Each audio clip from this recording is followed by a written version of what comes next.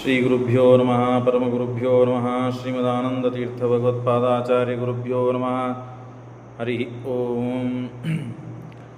ನಾರಾಯಣಾಯ ಪರಿಪೂರ್ಣಗುಣಾರ್ಣವಾಯ ವಿಶ್ವೋದಯಸ್ಥಿತಿಲಯೋನ್ನಿಯತಿಪ್ರದಾಯ ಜ್ಞಾನಪ್ರದಾಯ ವಿಬುಧಾಸುರಸೌಖ್ಯದುಃಖಸತ್ಕಾರಣಾಯ ವಿದತಾಯ ನಮೋ ನಮಸ್ತೆ. ಧರ್ಮವಿಜ್ಞಾನವೈರಾಗ್ಯಪರಮೈಶ್ವರ್ಯಶಾಲಿನಃ ಆನಂದತೀರ್ಥಭಗವತ್ಪಾದಾನ್ ವಂದೇ ನಿರಂತರಂ. ಚಿತ್ರೈಃ ಪದೈಶ್ಚ ಗಂಭೀರೈರ್ವಾಕ್ಯೈರ್ಮಾನೇರಖಂಡಿತೈಃ ಗುರುಭಾವಂ ವ್ಯಂಜಯಂತಿ ಭಾತಿ ಶ್ರೀರಯತೀರ್ಥವಾಗ್. ಯಸ್ಯ ವಾಃ ಕಾಮಧೇನುರ್ನಃ ಕಾಮಿತಾರ್ಥಾನ್ ಪ್ರಯಚ್ಛತಿ ಸೇವೇತಂ ಜಯಯೋಗೀಂದ್ರಂ ಕಾಮಬಾಣಚ್ಛಿದಂ ಸದಾ. ನೌಮಿನ್ಯಾಯ ಸುಧಾಧಿಕೃಜ್ಜಯಮುನೀನ್ ಶ್ರೀಪಾದರಾಟ್ಸನ್ಮಣೀನ್ ವ್ಯಾಸಾರ್ಯಾನ್ ವಿವಿಧಾಗಮಾಬ್ಧಿವಿಹರಾನ್ ಶ್ರೀವಾದಿರಾಜಾನಪಿ ವಂದೇಹಂ ಸವರಾನ್ ರಘುತ್ತಮಗುರುನ್ ವೈದದ್ಯವಾರಾನಿಧೀನ್ ಶ್ರೀಸತ್ಯವ್ರತರಾಘವೇಂದ್ರಮುನಿಪಾನ್ ಸದ್ಬೋಧಸಧ್ಯಾನಪಾನ್ ವಿದ್ಯಾಯಾಂ ವಿಬುಧಾಚಾರ್ಯಂ ವೇದಜ್ಞಾನಾಬ್ಧಿಚಂದಿರಂ ದುರ್ಮತಧ್ವಾಂತಮಾರ್ತಂಡಂ ಸತ್ಯಧ್ಯಾನಮುನಿಂ ಭಜೆ. ಸತ್ಯಾಭಿಜ್ಞಕರಾಬ್ಜೋತ್ಥಾನ್ ಪಂಚಾಶದ್ವರ್ಷಪೂಜಕಾನ್ ಸತ್ಯಪ್ರಮೋದತೀರ್ಥಾರ್ಯಾನ್ ನೌಮಿನ್ಯಾಯ ಸುಧಾರತಾನ್. ಶಾಸ್ತ್ರೇಷು ಪಾರದೃಶ್ವಾನಂ ಶಾಸ್ತ್ರಜ್ಞೇಷು ಚ ವತ್ಸಲಂ ದೀನಭಕ್ತೋದ್ಧಾರಕರಂ ಸತ್ಯಾತ್ಮಾನಂ ಗುರುಂ ಭಜೆ. ವಿದ್ಯಾಪೀಠವಿದಾತಾರಂ ವಿದ್ಯಾವಾರಿಧಿಚಂದಿರಂ ವಿದ್ಯಾರ್ಥಿವತ್ಸಲಂ ವಂದೇ ಮಹಾಮಹಿಮಸದ್ಗುರುಂ. ಆಪಾದಮೌಲಿಪರ್ಯಂతం ಗುರುಣಾಂ ಆಕೃತಿಂ ಸ್ಮರೇತ್ ತೇನ ವಿಘ್ನಾಃ ಪ್ರಣಶ್ಯಂತಿ ಸಿದ್ಧ್ಯಂತಿ ಚ ಮನೋರಥಾಃ. ಎಲ್ಲ ದೇವತೆಗಳು ಸೇರಿ ವಿಚಾರ ಮಾಡಿದ್ದಾರೆ. ನಮ್ಮ ಲೋಕಕ್ಕೂ ಹಾಗೂ ಭೂಲೋಕಕ್ಕೂ ಏನೂ ವ್ಯತ್ಯಾಸವಿಲ್ಲ ಅಂತಾಗಿದೆ. ವೈಶೇಷ್ಯ ಮಾತ್ಮ ಸದನಸ್ಯ ಹಿ ಕಾಂಕ್ಷಮಾಣಾಃ ವೃಂದಾರಕಾಃ. ದೇವರು ಭೂಮಿಯಲ್ಲಿ ಅವತಾರ ಮಾಡಿ ದುಷ್ಟರನ್ನು ಸಂಹಾರ ಮಾಡಿದಾಗಿದೆ. ಆದ ಮೇಲೂ ದೇವರು ಭೂಲೋಕದಲ್ಲಿ ಇರಬಾರದು. ಇದ್ದ ಅಂತಾದರೆ ಭೂಲೋಕ ಇದು ದೇವಲೋಕ ಸಮಾನ ಆಗಿಬಿಡುತ್ತದೆ. ಹಾಗಾಗಿ ನಮ್ಮ ಲೋಕಕ್ಕೂ ಭೂಲೋಕಕ್ಕೂ ವ್ಯತ್ಯಾಸ ಬರಲಿ ಅಂತ ಹೇಳಿ ದೇವರ ಕಾರ್ಯ, ಅವತಾರ ಮಾಡಿದ ಕಾರ್ಯ ಮುಗಿದ ಮೇಲೆ ಬ್ರಹ್ಮದೇವರನ್ನು ಕುರಿತು ಪ್ರಾರ್ಥನೆ ಮಾಡಿದಾಗ ಪರಮಾತ್ಮನಿಗೆ ಹೋಗಿ ಪ್ರಾರ್ಥನೆ ಮಾಡಿ ತಮ್ಮ ಧಾಮವನ್ನು, ತಮ್ಮ ಅನಂತಾಸನ ವೈಕುಂಠ ಶ್ವೇತದ್ವೀಪವನ್ನು ಪರಮಾತ್ಮ ಮತ್ತೆ ಹೊಂದಬೇಕು ಅಂತ ಪ್ರಾರ್ಥನೆ ಮಾಡಿದಾಗ ರುದ್ರದೇವರನ್ನು ಬ್ರಹ್ಮದೇವರು ಕೊಟ್ಟು ಕಳಿಸ್ತಾ ಇದ್ದಾರೆ. ಸರ್ವಸಂಹಾರಕರಾದಂಥವರು ರುದ್ರದೇವರು. ಆ ರುದ್ರದೇವರನ್ನು ಪರಮಾತ್ಮ ಬ್ರಹ್ಮದೇವರು ಕೊಟ್ಟು ಕಳಿಸಿದರು. ರುದ್ರದೇವರು ಬಂದಾಗ ಏಕಾಂತದಲ್ಲಿ ಮಾತನಾಡಬೇಕು ಅಂತ ಹೇಳಿದಾಗ ದ್ವಾರಪಾಲಕನಾಗಿ ಮತ್ತು ಲಕ್ಷ್ಮಣನನ್ನು ನೇಮನಿಸ್ತಾನೆ ಪರಮಾತ್ಮ. ನಿಯಮಿಸಿದಾಗ ಆಗ ದುರ್ವಾಸರು ಬರ್ತಾರೆ. ದುರ್ವಾಸರು ಬಂದರೆ ಹಾಗೆ ಒಳಗೆ ಕೊಟ್ಟು ಕಳಿಸಿಬಿಡುತ್ತಾನೆ. ಆಗ ದುರ್ವಾಸರ ಪ್ರತಿಜ್ಞೆ ಇರ್ತದೆ, ಏನು, ನನಗೆ ಸಮಾಧಾನ ತೃಪ್ತಿಗೊಳಿಸಬೇಕು, ಯಾರೂ ಗೊಳಿಸೇ ಇಲ್ಲ. ಅದನ್ನು ಪರಮಾತ್ಮ ತಾನು ಮಾಡಿದ. ಏನದು? ಇದ್ರ ಬಗ್ಗೆನೇ ನಾನು ನಿನ್ನೆ ಹೇಳಿದ್ದೇನೆ ಮತ್ತು ಸ್ವಲ್ಪ ವಿವರಣೆ ಕೊಡ್ತೇನೆ. ಅನ್ನ ಮಾಡಿರಬಾರದು, ಅನ್ನ ಮಾಡಿಕೊಡಬಾರದು ಅಂಥ ಅನ್ನ ನನಗೆ ಬೇಕು. ವಿಚಿತ್ರ ಇದು. ಮಾಡಿದ ಅನ್ನವನ್ನಾದರೂ ಕೊಡಬೇಕು, ಅಥವಾ ಇನ್ನು ಮೇಲೆ ಮಾಡಬೇಕಾದ ಮಾಡಿದ ಅನ್ನವನ್ನಾದರೂ ಕೊಡಬೇಕು.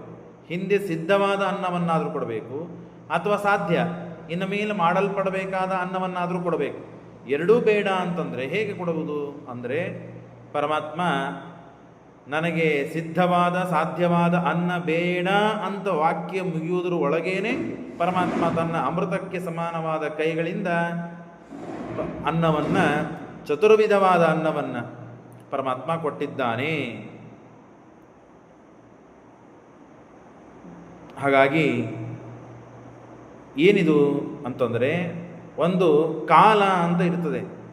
3 ಕಾಲಗಳು ಒಟ್ಟಾರೆ: ಭೂತಕಾಲ, ಭವಿಷ್ಯತ್ ಕಾಲ, ವರ್ತಮಾನ ಕಾಲ. ಭೋಜ್ಯ, ಲೇಹ ಮತ್ತು ಪೇಯ ಮತ್ತು ಭಕ್ಷ್ಯ. ಭೋಜ್ಯ, ಲೇಯ, ಪೇಯ. ಭಾರಿ ಉತ್ತಮವಾದಂತಹ ರಸವುಳ್ಳಂತಹ ಅನ್ನಗಳು ಇವೆಲ್ಲ 4 ವಿಧವಾದದ್ದು. ಅದನ್ನು ಪರಮಾತ್ಮ ಕೊಟ್ಟ. ಅದೇ ಕಾಲಕ್ಕೆ ಕೊಟ್ಟ. ಅವರಿನ ವಾಕ್ಯ ಮುಗಿಸಿದ್ದಿಲ್ಲ, ಅದೇ ಕಾಲಕ್ಕೆ ಕೊಟ್ಟ.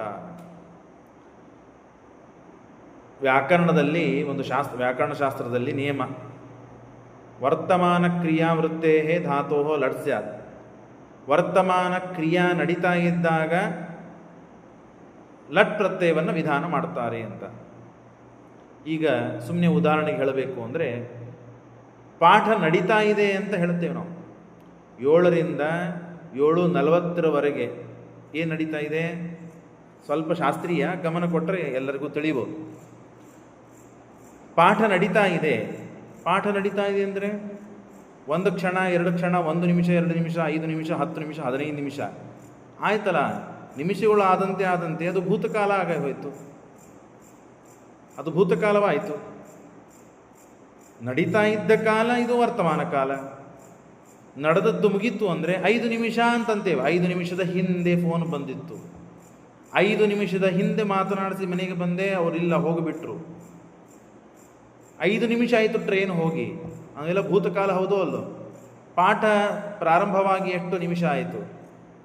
7ಕ್ಕೆ ಶುರು ಆಗಿದೆ, 7:10 ಆಯಿತು, 10 ನಿಮಿಷ ಆಯಿತು. ಅದು ಭೂತಕಾಲ ಅಲ್ಲ. ಪಾಠ ನಡೀತಾ ಇದೆ. 7ರಿಂದ ಹಿಡಿದು 7:40 ಪಾಠ ಮುಗಿಯುವವರೆಗೂ ಅದು ವರ್ತಮಾನ ಕಾಲ ಅಂತ ಲೆಕ್ಕ. ಪಾಕ ಪ್ರಾರಂಭ ಮಾಡಿ ಪಾಕ ಮುಗಿಯುವವರೆಗೂ ಅದಕ್ಕೆ ಪಾಕ ಅಂತ ಕರೀತಾರೆ. ಅಡಿಗೆ ಒಲೆ ಮೇಲೆ ಭಾಂಡಿಯನ್ನು ಇಟ್ಟು ಭಾಂಡಿ ಇಳಿಸುವವರೆಗೂ ಅದು ಪಾಕ ಅಂತ ಕರೀತಾರೆ. ಅದು 1 ತಾಸು ಆಗ್ಬೋದು, 2 ತಾಸು ಆಗ್ಬೋದು, 3 ತಾಸು ಆಗ್ಬೋದು. ಅಖಂಡ ಭಾಗವತ ಪ್ರವಚನ ಇಡೀ ದಿವಸ ಆಯಿತು, ಅದು ವರ್ತಮಾನ ಕಾಲನೇ. ನಾವು ಮಾಡುವ ಕ್ರಿಯಾ ಪೂರ್ಣಗೊಂಡಾಯಿತು ಅಂತಾದರೆ ಆ ವರ್ತಮಾನ ಕಾಲ ಮುಗೀತು. ಪಾಠ ನಡೀತಾ ಇದೆ ಅಂತ ಹೇಳಬೇಕೆ ಹೊರತು ಪಾಠ ಮುಗೀತು ಅಂತ ಹೇಳಬಾರದು. ಯಾಕೆ? ನಾವು ವ್ಯವಹಾರನೇ ಹಾಗೆ ಮಾಡ್ತೇವೆ. ಇದರ ಅಭಿಪ್ರಾಯ ನಮಗೆ ಗೊತ್ತಿಲ್ಲ. ಆದರೆ ಪಾಠ ನಡೀತಾ ಇದ್ದು 10 ನಿಮಿಷ ಆಯಿತು ಅಂದಮೇಲೆ ಆ 10 ನಿಮಿಷಗಳು ಮುಗಿದಾಯ್ತಲ್ಲ. ಇನ್ನು ಮುಂದೆ ಆಗ್ತದೆ, ಪಾಠ ನಡೀತದೆ. 11ನೇ ನಿಮಿಷದಿಂದ ಪಾಠ ಶುರು ಆಗ್ತದೆ, ಭವಿಷ್ಯತ್ ಕಾಲ. ಹಾಗಾದರೆ ವರ್ತಮಾನ ಕಾಲ ಅಂತ ಯಾವುದು ಕರೀತಾರೆ? ಅದಕ್ಕೆ ಒಂದು ವ್ಯವಸ್ಥೆ. ಕ್ರಿಯಾ ಆರಂಭ ಮಾಡಿ ಕ್ರಿಯಾ ಮುಗಿಯುವವರೆಗೂ ಅದಕ್ಕೆ ವರ್ತಮಾನ ಕಾಲ ಅಂತ ಕರೀತಾರೆ. ಅಡಿಗೆ ಪ್ರಾರಂಭ ಮಾಡಿದ್ವಿ 8ಕ್ಕೆ, 10ಕ್ಕೆ ಅಡಿಗೆ ಮುಗೀತು, 2 ತಾಸು ವರ್ತಮಾನ ಕಾಲನೇ. ಹಾಗಾಗಿ ಸಿದ್ಧವಾದದ್ದು ಅಂದರೆ 11ಕ್ಕೆ ದುರ್ವಾಸರು ಬಂದಿದ್ದಾರೆ ಅಂದರೆ 10:59ಕ್ಕೆ ಮಾಡಿದ ಅನ್ನವೂ ಸಿದ್ಧನೇ, ತಯಾರಿದ್ದ ಅನ್ನ. 11 ಹೊಡೆದು 1 ನಿಮಿಷಕ್ಕೆ ಮಾಡಿದ ಅನ್ನವೂ ಅದು ಸಾಧ್ಯವೇ, ತಯಾರುಪಡಿಸಲ ಅನ್ನ, ಪಡಿಸಿದ ಅನ್ನ, ಸಿದ್ಧವಾದ ಅನ್ನ, ಸಾಧ್ಯವಾದ ಅನ್ನ. ಹಾಗಾಗಿ ಆ ವಾಕ್ಯ ಮುಗಿಯುವುದರೊಳಗೆ ಪರಮಾತ್ಮ ಕೊಟ್ಟ ಬಿಟ್ಟ. ಆದ್ದರಿಂದ ಅದು ವರ್ತಮಾನ ಕಾಲ ಅಂತಾಯ್ತು. ಅಭಿಲಪನ ಮಾಡುವ ಕ್ರಿಯಾ ಏನಿದೆ, ನನಗೆ ಅನ್ನ ಬೇಕು, ಇಂಥ ಅನ್ನ ಬೇಡ, ಇಂಥ ಅನ್ನ ಬೇಡ, ಇಂಥ ಅನ್ನ ಬೇಕು ಅಂತ ಹೇಳುವ ಏನು ಕ್ರಿಯಾ ಇದೆಯಲ್ಲ, ಆ ಕ್ರಿಯಾ ಮುಗಿಯುವುದಕ್ಕಿಂತ ಮುಂಚೆನೇ ಪರಮಾತ್ಮ ಅನಂತ ಶಕ್ತಿ ಸಂಪನ್ನನಾದ, ಅಚಿಂತ್ಯ ಶಕ್ತಿ ಸಂಪನ್ನನಾದ ಭಗವಂತ ಕೈಯಲ್ಲಿ ಕೊಟ್ಟುಬಿಟ್ಟಿದೆ. ಯಾರಿಗೂ ಸಾಧ್ಯವಿಲ್ಲ, ದೇವರಿಗೆ ಒಬ್ಬರಿಗೆ ಸಾಧ್ಯ. ಅಭಿಪ್ರಾಯ ತಿಳಿತಲ್ಲ? ಹಾಗಾಗಿ ತೃಪ್ತೋ ಯಯೋಸ ಸಕಲಾನ್ ಪ್ರತಿಕೋಪಯಾನ. ಎಲ್ಲರೂ ನನಗೆ ಅಸಮಾಧಾನ ಮಾಡಿದ್ರು, ಯಾರೂ ನನ್ನ ಪ್ರತಿಜ್ಞೆಯನ್ನು ಪೂರ್ಣ ಮಾಡಿದ್ದಿಲ್ಲ. ಆದರೆ ಇವರು ನನ್ನ ಪ್ರತಿಜ್ಞೆಯನ್ನು ಪೂರ್ಣ ಮಾಡಿದರು ಅಂತ ಹೇಳಿ ಮೋಘಾಂ ಅವರ ಪ್ರತಿಜ್ಞೆಯನ್ನು ಸುಳ್ಳು ಮಾಡಿ ಪರಮಾತ್ಮ ತಾನು ಆ ದುರ್ವಾಸರನ್ನು ಒಲಿಸಿದ, ಶಾಂತಪಡಿಸಿದ, ಸಂತೋಷಪಡಿಸಿದ. ಮತ್ತಾರೂ ಮಾಡಿಲ್ವಾ? ಕುಂತಿ ಮಾಡಿದಾಳಲ್ಲ, ದುರ್ವಾಸರನ್ನು ಸಂತೋಷಪಡಿಸಿ ಮತ್ತು ಮಂತ್ರವನ್ನು ತೆಗೆದುಕೊಂಡಾಳಲ್ಲ. ಮಂತ್ರವನ್ನು ತೆಗೆದುಕೊಂಡು ಏನು ಮಾಡಿದ್ದಾಳೆ? ಪಂಚಪಾಂಡವರನ್ನು, ದೇವತೆಗಳನ್ನು ಕರೆದು ತಾನು ತನ್ನ ಮಕ್ಕಳನ್ನಾಗಿ ಪಡೆದಿದ್ದಾಳಲ್ಲ. ಮತ್ತೆ ಅಂದರೆ ಸ್ವಶಕ್ತಿಯಿಂದ ಸಂತೋಷಪಡಿಸಿದ್ದಲ್ಲ ಕುಂತಿದೇವಿಯು, ಆ ಋಷಿಗಳೇ ಸಂತೋಷ ಪಟ್ಟಿದ್ದಕ್ಕಾಗಿ ಆಕೆಗೆ ವರ ಸಿಕ್ಕಿದೆ. ಭೋಜರಾಜನ ಆಸ್ಥಾನಕ್ಕೆ ಬಂದಾಗ ನಾನು ಚಾತುರ್ಮಾಸ್ಯಕ್ಕೆ ಕೂಡ್ತೀನಿ ಅಂತ ಹೇಳಿದರು ದುರ್ವಾಸರು. ಅವರಂದರು, ಸ್ವಾಮಿ ನೀವು ಸಿಟ್ಟಿನವರು, ಸ್ವಲ್ಪ ಮಾಡೋದ್ರೊಳಗೆ ಹೆಚ್ಚು ಕಮ್ಮಿ ಆಯಿತು ಅಂತಂದರೆ, ಹುಳಿ ಒಳಗೆ ಸ್ವಲ್ಪ ಖಾರ ಜಾಸ್ತಿ ಆಯಿತು, ಸಾರು ಒಳಗೆ ಸ್ವಲ್ಪ ಸಿಹಿ ಜಾಸ್ತಿ ಆಯಿತು, ಏನೋ ಹೆಚ್ಚು ಕಮ್ಮಿ ಆಯಿತು, ನಿಮ್ಮ ಸೇವೆಗಳಲ್ಲಿ ತೊಂದರೆ ಬಂತು ಅಂದರೆ ಸಿಟ್ಟಿಗೆ ಬಂದು ಶಾಪ್ ಕೊಡೋರು ನೀವು. ನಮಗೆಲ್ಲ ಅಷ್ಟು ನಿಮಗೆ ಬೇಕಾದ ವ್ಯವಸ್ಥೆ ಮಾಡಲಿಕ್ಕೆ ಆಗೋದಿಲ್ಲ, ನನ್ನ ಮಗಳಿದ್ದಾಳೆ ಕುಂತಿ, ಆಕೆ ವ್ಯವಸ್ಥೆ ಮಾಡ್ತಾಳೆ. ಹೇಗೆ ಮಾಡ್ತಾಳೋ ಭಕ್ತಿಯಿಂದ ಮಾಡುತ್ತಾಳೆ. ಅದನ್ನು ಸಹನೆ ಮಾಡಿಕೊಂಡು ನೀವು ಇರುವುದಾದರೆ ಅವಶ್ಯವಾಗಿ ಇರ್ರಿ ಸ್ವಾಮಿ, ಸ್ವಾಗತ ಇದೆ. ಇಲ್ಲದೇ ಇದ್ರೆ ಇಲ್ಲ ಅಂತ ಮೊದಲೇ ಕಡ್ಡಾಯ ಕಂಡೀಷನ್ ಹಾಕಿಬಿಟ್ಟಿರ್ತಾನೆ. ಆಗಲಿ ಏನು ಕಾಳಜಿ ಇಲ್ಲ, ಈಕೆನೇ ನನ್ನ ಸೇವಾ ಮಾಡಲಿ, ನಾನು ಸಂತೋಷ ಪಡ್ತೇನೆ ಅಂತ ಮೊದಲೇ ಅವರು ಮಾತು ಕೊಟ್ಟಿರ್ತಾರೆ. ಹಾಗಾಗಿ ಎಷ್ಟೋ ವರ್ಷಗಳ ಕಾಲ ತಾನು ಸೇವೆಯನ್ನು ದುರ್ವಾಸರು ಕುಂತಿಯಿಂದ ತೆಗೆದುಕೊಂಡು ಸಂತೋಷಪಟ್ಟು ವರ ಕೊಡ್ತಾರೆ. ಅಂದರೆ ಏನಾಯಿತು? ವರದಿಂದ ಸಂತೋಷವನ್ನು ಪಡಿಸಿದ್ಲು ಕುಂತಿದೇವಿ ಹೊರತು ಸ್ವಾಭಾವಿಕವಾಗಿ ಸಂತೋಷ ಪಡಿಸಲಿಲ್ಲ. ಸ್ವಾಭಾವಿಕವಾಗಿ ಸಂತೋಷ ಪಡಿಸಿದ್ದು ಕೃಷ್ಣ ಮತ್ತು ರಾಮನೇ. ಕೃಷ್ಣ ಸಣ್ಣವನಿದ್ದಾಗ ಅವರಿಗೆ ಹಸಿವೆಯಾಗಿತ್ತು, ಆವಾಗೂ ಬಂದಿದ್ದರು, ಅವಾಗ ಸಮಾಧಾನ ಮಾಡಿ ಕಳಿಸಿದ್ದ ಕೃಷ್ಣ. ಈಗ ರಾಮನಾದಾಗಲೂ ರಾಮ ದೊಡ್ಡವನೇ ಇದ್ದ, ರಾಜ್ಯವನ್ನು ಆಳ್ತಾ ಇದ್ದ, ಆಗ ಬಂದಾಗ ಸಂತೋಷಪಡಿಸಿ ಕಳಿಸಿದ್ದ. ಹಾಗಾಗಿ ಏಕಾಂತೇತು. ಆದರೆ ಲಕ್ಷ್ಮಣನಿಗೆ ಪರಮಾತ್ಮ ಹೇಳಿಟ್ಟಿದ್ದ. ಹಾಗಾಗಿ ರಾಮ ನಿಜವಾದ ಶಕ್ತಿ ಸಾಮರ್ಥ್ಯದಿಂದಲೇ ಆ ದುರ್ವಾಸರನ್ನು ಸಂತೋಷಪಡಿಸಿದ ಅಂತನ್ನುವುದೇ ನಿಜ. ಆದರೆ ನಿನ್ನೆ ನಾವು ಕೇಳಿದ್ವಿ, ಏಕಾಂತದಲ್ಲಿ ನಾವು ಇದ್ದೇವೆ, ಈಗ ಯಾರನ್ನ ಒಳಗೆ ಕಳಿಸಬೇಡ, ಕಳಿಸೋದೇ ಆದರೆ ನಿನ್ನನ್ನು ನಾನು ಕೊಂದು ಹಾಕ್ತೇನೆ, ಬಂದವನು ಸಾಯ್ತಾನೆ, ನೀನೂ ಸಾಯ್ತಿ ಅಂತ ದೇವರು ಹೇಳಿದ್ದಾನೆ ಸ್ಪಷ್ಟವಾಗಿ. ಆದರೂ ಲಕ್ಷ್ಮಣ ಹಾಗೆ ಕಳಿಸಿಬಿಟ್ಟನಲ್ಲ ಇವರಿಗೆ. ಲಕ್ಷ್ಮಣ ರಾಮನ ಮಾತಿಗೆ ಮರ್ಯಾದೆ ಕೊಡಲಿಲ್ಲ, ಗೌರವ ಕೊಡಲಿಲ್ಲ, ಕಿಮ್ಮತ್ತು ಇಲ್ಲೇನು? ಹಾಗಾದರೆ ಸಾಯ್ತಾನೆ ಅಂತ, ಸಾಯಿಸ್ತೀನಿ ಅಂತ ದೇವರಿಷ್ಟು ಬಾಯಿ ಮಾತಿನಿಂದ ಸ್ಪಷ್ಟವಾಗಿ ಹೇಳಿದಾಗಲೂ ಅದರ ಬಗ್ಗೆ ಗಮನ ಇಲ್ಲದೇನೆ ಮತ್ತೆ ರಾಮನ ಬಗ್ಗೆ ಅಗೌರವ ತೋರಿಸಿ ಬಂದು ದುರ್ವಾಸರನ್ನು ಒಳಗೆ ಕಳಿಸಿದ್ನ ಹಾಗಾದರೆ ಲಕ್ಷ್ಮಣ ಅಂತ ಪ್ರಶ್ನೆ ಬರ್ತದೆ. ಅದಕ್ಕೆ ಶ್ರೀಮದಾಚಾರ್ಯರು ನಿರ್ಣಯ ಕೊಡ್ತಾರೆ, ಹಾಗಲ್ಲ. ದ್ವಾರಪಾಲಂ ಸಕೃತವಾನ್ ತದಾ ಲಕ್ಷ್ಮಣಮೇವ ಸಹ ಯದ್ಯತ್ರ ಪ್ರವಿಶೇಷಾತ್ ಕಶ್ಚಿನ್ ಹನ್ಮಿ ತ್ವಗೇತಿ ವಚೋ ಬ್ರವನ್ ತದಂತರ ಆಗತಂ ಋಷಿಂ ದೃಷ್ಟ್ವಾ ಅಮನ್ಯತ ಲಕ್ಷ್ಮಣಃ. ರಾಮದೇವರು ಹೀಗೆ ಹೇಳಿದ ಮೇಲೂ ದ್ವಾರಪಾಲಕನಾಗಿ ಲಕ್ಷ್ಮಣ ನಿಂತಾಗಲೂ ಆ ಋಷಿಗಳು ಬಂದಾಗ ತಾನು ಒಳಗೆ ಕಳಿಸಿದ್ದಾನೆ. ಇದರ ಅಭಿಪ್ರಾಯ ಏನು ಅಂದರೆ, ದುರ್ವಾಸರು ಬಂದಿದ್ದಾರೆ, ರಾಮ ಏನಾದರೂ ಸಂತೋಷ ಪಡಿಸದೆ ಹಾಗೆ ದುರ್ವಾಸರನ್ನು ನಾನು ಒಳಗೆ ಬಿಡದೇನೆ ಒಳಗೆ ಕಳಿಸಿದ್ರೆ ತಾನೇ ರಾಮ ಸಂತೋಷ ಪಡಿಸೋದು ಅವರಿಗೆ, ಅವರ ಪ್ರತಿಜ್ಞೆಯನ್ನು ಹಾನಿ ಮಾಡೋದು. ನಾನು ಒಳಗೆ ಬಿಡಲಿಲ್ಲ ಅಂತಾದರೆ ಸಿಟ್ಟಿಗೆ ಬಂದು ಹಾಗೆ ಹೋಗಿ ಎಲ್ಲ ಕಡೆಗೆ ಡಂಗರ ಸಾರಿಸ್ತಾರೆ, ರಾಮ ನನಗೆ ಸಂತೋಷ ಪಡಿಸಲಿಲ್ಲ, ರಾಮ ನನಗೆ ಗೌರವ ಕೊಡಲಿಲ್ಲ, ರಾಮ ನನಗೆ ಊಟಕ್ಕೆ ಹಾಕಲಿಲ್ಲ ಅಂತ ಹೇಳಿ ಅಪಪ್ರಚಾರ ಮಾಡ್ತಾರೆ. ಅಷ್ಟು ಸಹನ ಮಾಡ್ಲಿಕ್ಕೆ ನಾನು ತಯಾರಿಲ್ಲ. ರಾಮ ಏನು ಭಾಳ ಅಂದ್ರೆ ನಾನು ಕೊಲ್ತಾನಲ್ಲ, ಕೊಲ್ಲಿ, ಅವ ಕರುಣಾವತ್ಸಲಮ, ಕರುಣಾಮಣಿಯಮ್ಮ, ಅವನು ನನ್ನ ಮೇಲೆ ಕರುಣ ಮಾಡ್ತಾನೆ, ಅವನಿಗೆ ಆಮೇಲೆ ನಾನು ಹೇಳ್ತೇನೆ ಅಂತ ಹೇಳಿ ರಾಮನ ಮಾತನ್ನು ಮೀರಿ ದುರ್ವಾಸರನನ್ನು ಒಳಗೆ ಕಳಿಸಿದ. ಯಾಕೆ? ರಾಮನಿಗೆ ಅಗೌರವ ಬರಬಾರದು, ಅಪಪ್ರಚಾರ ಆಗಬಾರದು.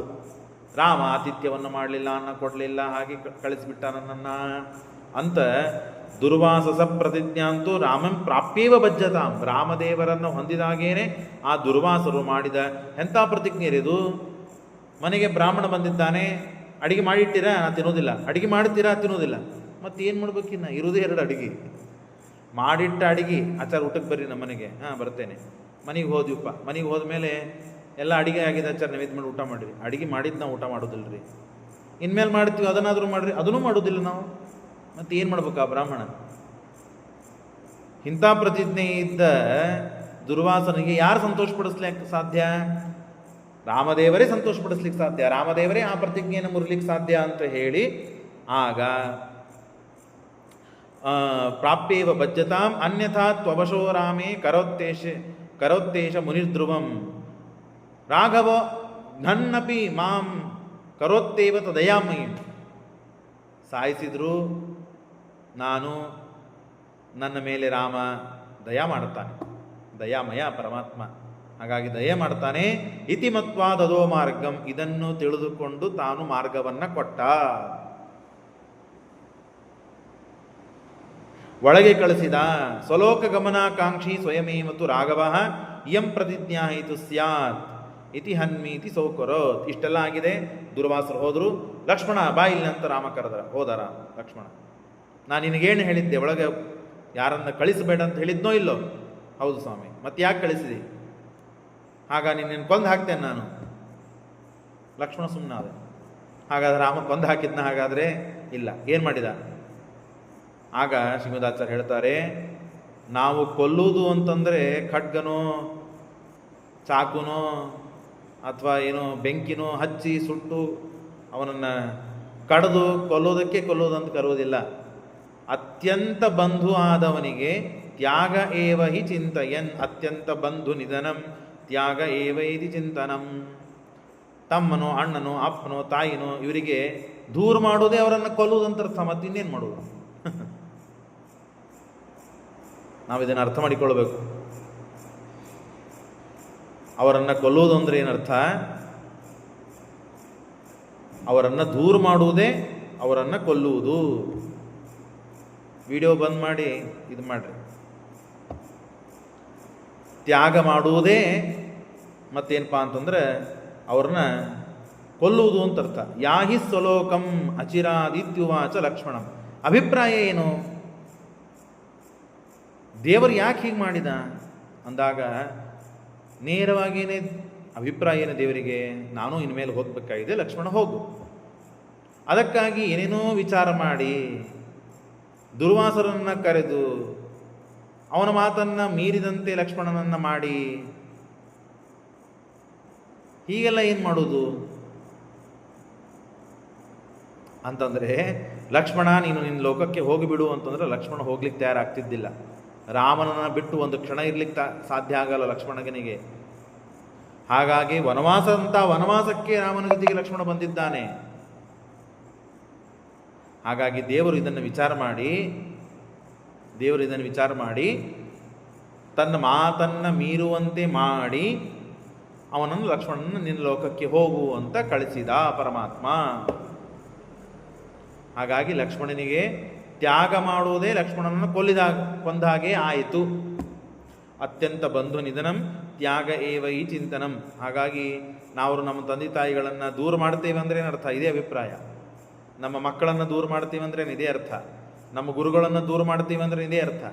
ಯಾವುದು ಅತ್ಯಂತ ಗನಿಷ್ಠವಾದ ಸಂಬಂಧವಿರ್ತದೋ ಆ ಸಂಬಂಧವನ್ನು ಮುರಿದು ಹಾಕುವುದೇ ಅವರು ನಮ್ಮ ಸಂಬಂಧ ಇಲ್ಲ ಅಂತಂದ್ರೆ ಅವ್ರು ನಮ್ಮ ಪಾಲಿಗೆ ಸತ್ತವರು.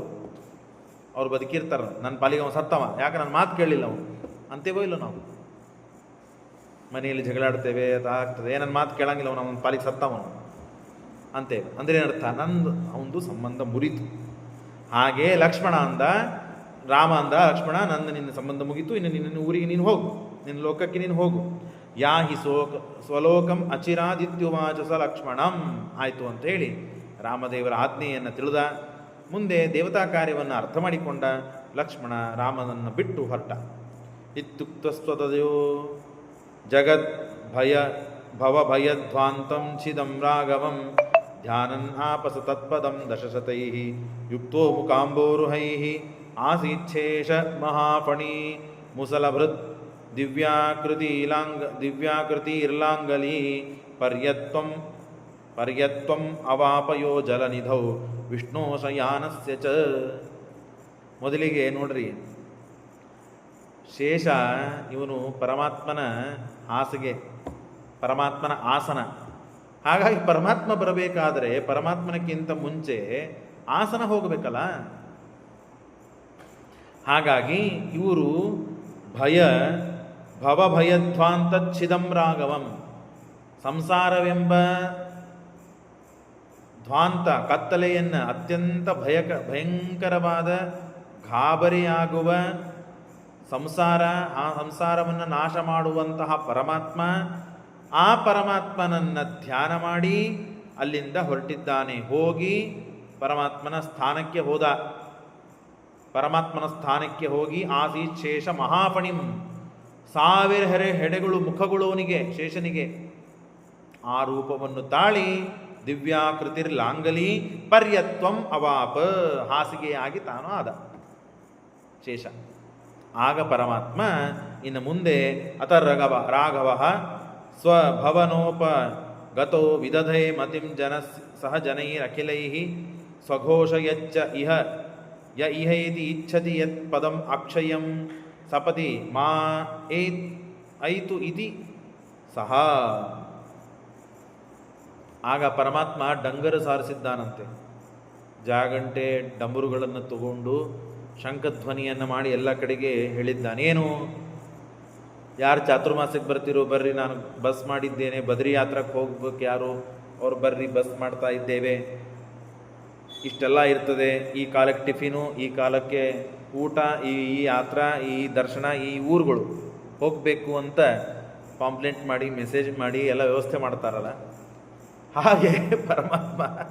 ಹಾಗೆ ಪರಮಾತ್ಮ ಏನು ಮಾಡಿದ, ಯಾರು ಬರ್ತೀರಿ ಬರ್ರಿ, ನಾನು ಮೋಕ್ಷಕ್ಕೆ ಕರ್ಕೊಂಡು ಹೋಗ್ತೇನೆ ಅಂತಂದ. ಸಮಾಯಾತ ಏ ಮೋಕ್ಷ ಪದೇಚ್ಛವ. ಆ ಮಾತು ನಮಗೆ ಕೇಳಿಸ್ಬೇಕಾಗಿತ್ತು, ಅಥವಾ ನಾವು ಅವತ್ತು ರಾಮನ ಜೊತೆ ಹೋಗಿಬಿಟ್ಟಿದ್ವಿ ಅಂತಂದರೆ ಇಷ್ಟೊತ್ತಿಗೆ ರಾಮ ಇರ್ತಿದ್ವೇನೋ. ಆದರೆ ಸಾಧನ ಪರಿಪೂರ್ಣ ಆಗಿರೋದಿಲ್ಲ. ಯಾರ ಸಾಧನ ಪೂರ್ಣ ಆಗಿದೆಯೋ ಅಂಥವ್ರನ್ನ ಪರಮಾತ್ಮ ಕರೆದುಕೊಂಡು ಹೋದ. ಏನು ಹೇಳ್ತಾನೆ ನೋಡ್ರಿ, ಅಥ ರಾಘವ ಸ್ವಭವನೋಪಗತೋ ವಿದಧೆ ಮತಿಂ ಸಹ ಜನೈರಖಿಲೈ ಸಮಘೋಷಯಚ್ಚಯ ಇಹ ಇತ್ಯಚ್ಛತಿ ತತ್ಪದಂ ಅಕ್ಷಯಂ ಸಪದಿ ಮೈ ಮಾ ಐತು ಇತಿ ಸಹ. ಯಾರು ಬರ್ತೀರ ಬರಿಪ್ಪ, ನಾನು ಕರ್ಕೊಂಡು ಹೋಗ್ತೇನೆ, ಅಕ್ಷಯವಾದ ಎಂದೂ ನಾಶರಹಿತವಾದ ಅಖಂಡ ಸುಖಮಯವಾದಂತಹ ಲೋಕಕ್ಕೆ, ಮೋಕ್ಷಕ್ಕೆ ಕರೆದುಕೊಂಡು ಹೋಗ್ತೀನಿ ಬನ್ನಿ ಅಂತ ಹೇಳಿ ಎಲ್ಲ ಕಡೆಗೆ ಹೇಳಿ ಪರಮಾತ್ಮ ಹೊರಟಲಿಲ್ಲ, ತಾಳಿದ, ನಿಂತ. ಎಲ್ಲರಿಗೆ ಸುದ್ದಿ ಮುಟ್ಟಿದೆ. ಶುತ್ವಾ ತು ತತ್ ಇಹ ಮೋಕ್ಷ ಪದೇಚ್ಛವಸ್ತೆ ಸರ್ವೇ ಸಮಾಯುರಥ ತೃಣಪಿಪೀಲಿಕಂ.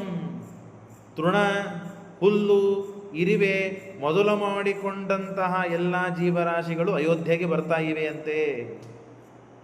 ಬರೀ ಮನುಷ್ಯರು ಬರಲಿಲ್ಲ, ಬರೀ ವಿಷ್ಣು ಭಕ್ತರು ಬರಲಿಲ್ಲ, ಕೇವಲ ಮಾನವರು ಬರಲಿಲ್ಲ.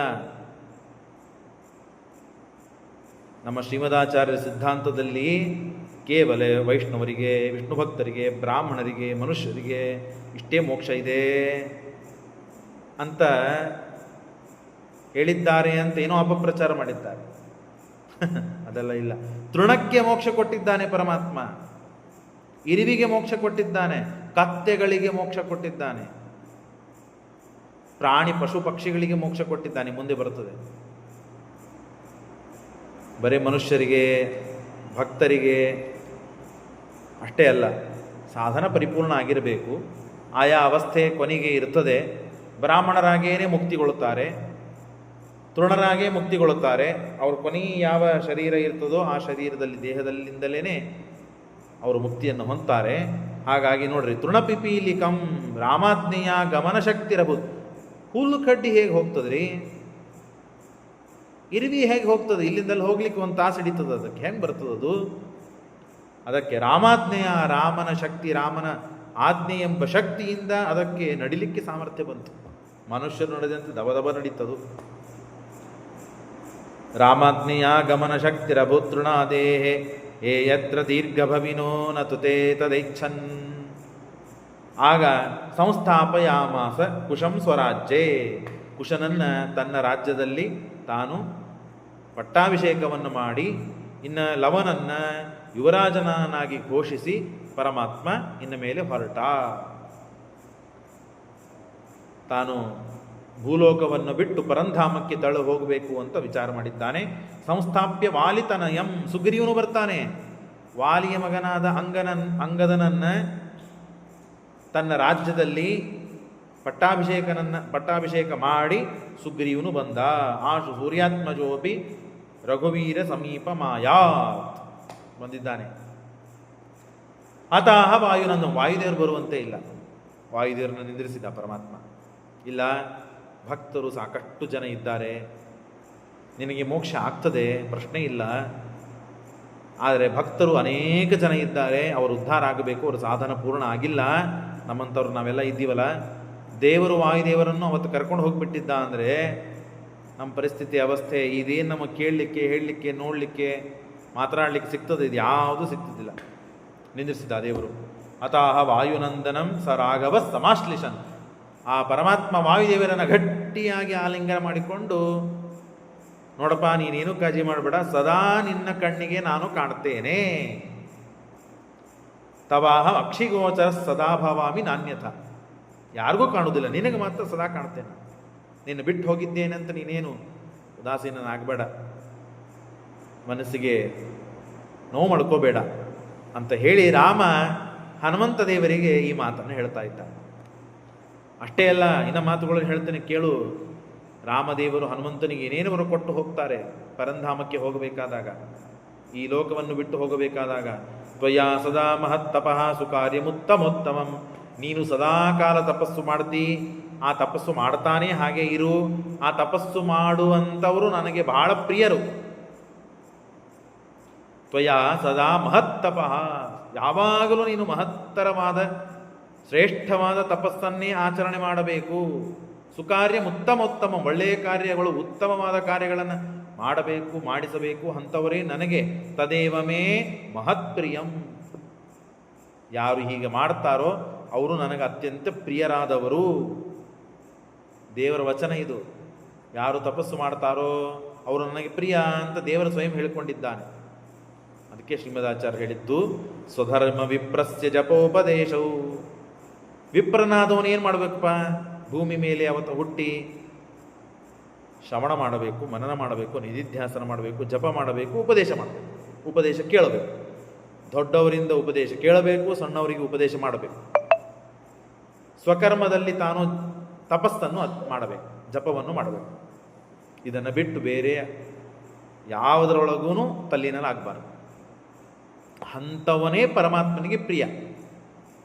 ಆಗ ಇಂಥದ್ದೆಲ್ಲ ನೀವು ಮಾಡಿದಿರಿ ಅಂದರೆ ದೇವರು ನಿಮಗೆ ಬೇಕಾದ್ದೆಲ್ಲ ನಾನು ಕೊಡ್ತೇನೆ ಅಂತ ಹೇಳಿದ್ದಾನೆ.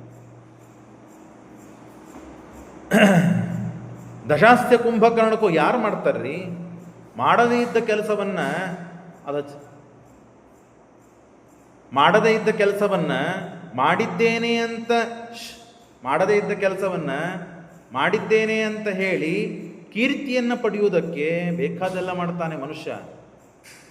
ಆದರೆ ಹನುಮಂತ ದೇವರು ರಾವಣ ಕುಂಭಕರ್ಣನನ್ನು ಸಾಯಿಸೋದರಲ್ಲಿ, ಸಂಹಾರ ಮಾಡೋದರಲ್ಲಿ ಅತ್ಯಂತ ಸಮರ್ಥರಾಗಿದ್ದರು. ನನ್ನ ಕೀರ್ತಿಗಾಗಿ ಅವ್ರನ್ನಿಬ್ಬರು ಬಿಟ್ಟಿಯಲ್ಲ, ಇಂಥ ಒಳ್ಳೆ ಕೀರ್ತಿ ನಿನಗೆ ಬಿಟ್ಟರೆ ಇನ್ಯಾರಿಗೆ ಬರಬೇಕು? ಇಂಥ ವರಗಳನ್ನು ನಿನಗೆ ಬಿಟ್ಟರೆ ಇನ್ಯಾರಿಗೆ ಕೊಡಬೇಕು ನಾನು ಅಂತ ಹನುಮಂತ ದೇವರಿಗೆ ಪರಮಾತ್ಮ ಹೇಳ್ತಾ ಇದ್ದಾನೆ.